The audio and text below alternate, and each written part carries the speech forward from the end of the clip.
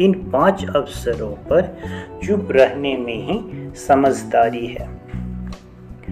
मौन रहने के फायदे। वैसे तो कई अवसरों पर चुप रहना चाहिए। चुप या मौन रहने के कई फायदे भी हैं और नुकसान भी। कुछ ऐसे अवसर होते हैं जहां पर हमें बोलना जरूरी होता है और कुछ ऐसे मौके होते हैं जहां पर चुप रहने में ही समझदारी है। क्या आप जानते हैं कि ऐसे कौन से अवसर हैं?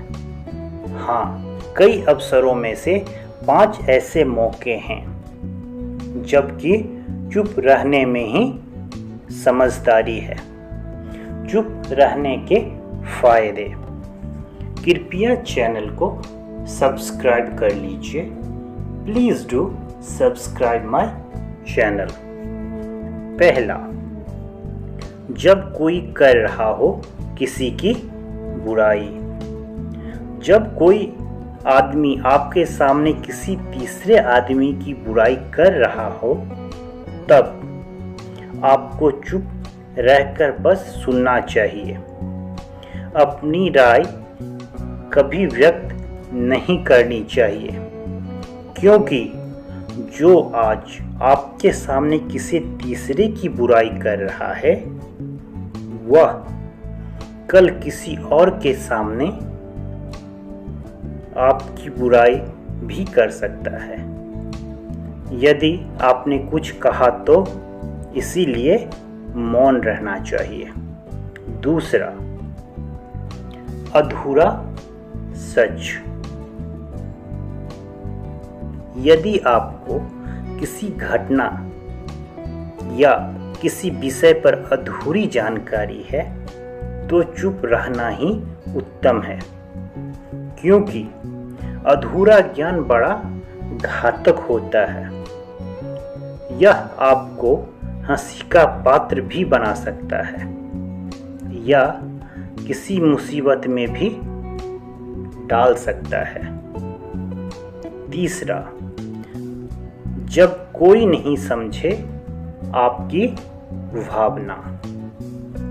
यदि आपको लग रहा है कि कोई व्यक्ति आपकी भावना, दुख या परेशानी को शब्दों में नहीं समझ पा रहा है या वह आपको ध्यान से सुन नहीं पा रहा है, तो ऐसे व्यक्ति के सामने चुप रहना ही ठीक है, क्योंकि ऐसे लोगों को आपकी भावना या दुख से कोई मतलब नहीं होता।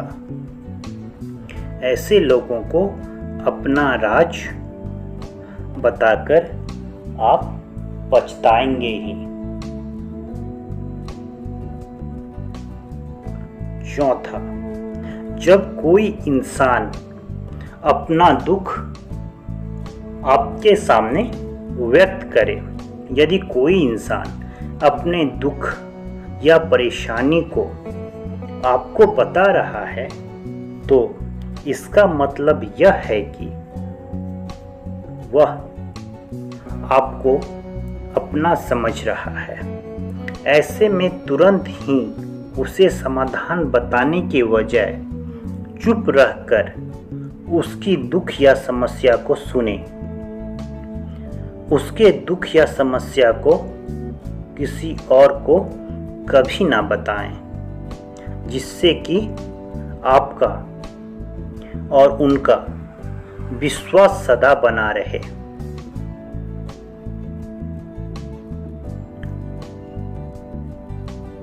पांचवा, क्रोध या घृणा करने वाले लोग। जब कोई अपना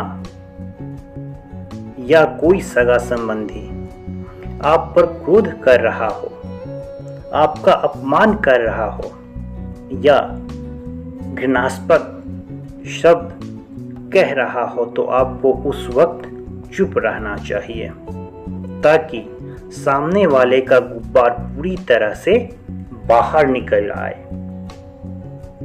यदि आप सही हैं तो उससे कतई माफी ना मांगे और चुप रहकर सही समय का इंतजार करें।